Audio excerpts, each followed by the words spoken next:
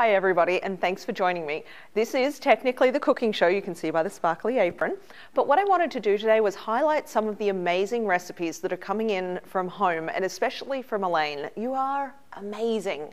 The reason that I wanted to do this is because a few people, Kate, Nancy, and Tammy, I'm talking to you guys, have said, that they really don't know how to cook healthy, and Elaine is teaching you.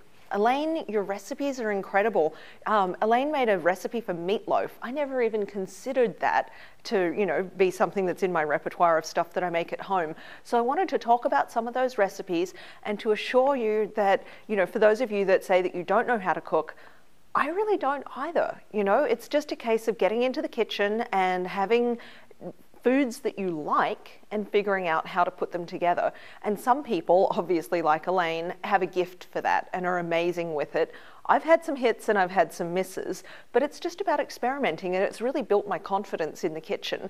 I use my computer a lot too. I brought some fish home and I'm like, well, I don't know how to cook fish. I just knew that I wanted some. So I looked up online, I just typed in how to cook fish and found out, and it was just that easy. And you know what? I've cooked fish perfectly every time since then, and I'm really proud of myself. So it's been like a real self-esteem booster for me, and it can be for you too. It's really empowering.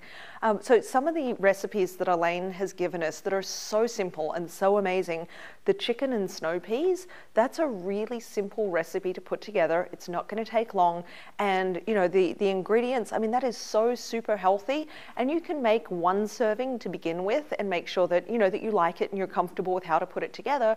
And when you realize that it's so easy and so delicious, then you can make 4 servings and have it for dinner 4 nights in a row, or have it for lunch and dinner and share it with a friend or whatever.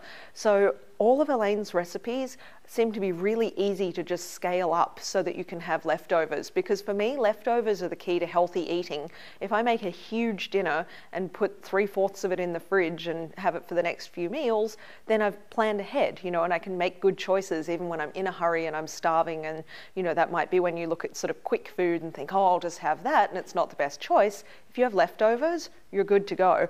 The teriyaki quinoa is also a really creative recipe, and I'm going to try that one. I had never thought of doing anything like that, and I'm going to give that a shot.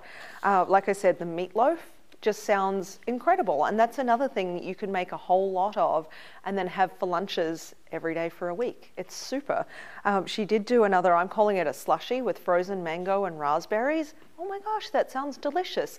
And stuff like that, as you start to get confident in the kitchen, you can start to, kind of play with it a little bit. For example, Elaine used water in her slushy. You could use mineral water or, a different fruit or something. You can play with it any way that you like. Maybe you want mangoes and blueberries instead of raspberries. Get creative and just go with foods that you like. Healthy foods that you enjoy, and start to substitute ingredients. And that's how I learned to cook. The chicken souvlaki salad, that one to me looked a little bit more involved. There's more ingredients. So if you're new at cooking, go with recipes that have less ingredients, because then you won't feel as overwhelmed. Once you start to get the hang of it, then you'll look at the souvlaki salad and say, well, yeah, I could do that. So that one for me would be like a Sunday recipe where I've got a little bit more time and I can really, get comfortable with the recipe. Because if there's more than 4 things in a recipe, then I start to think, okay, well, I'm going to need a little more time for that one. That's the thing I'll make on the weekend rather than midweek where it's something really quick and, I can just throw it together. The Spanish rice too just looks incredible. And Elaine puts all these little tips in there. For example, with the Spanish rice, she said you could make it a meal by adding lean ground beef or some cut up cooked chicken breast. That's a great idea. It's so simple, it'll be so delicious, and you really can do it. So I'm encouraging you to get onto the forum, have a look at all of these amazing recipes. Elaine's not the only one that's sending in some really good recipes. Brenda had a great idea for one of those brown rice tortilla wraps that's delicious. I tried it and it's awesome.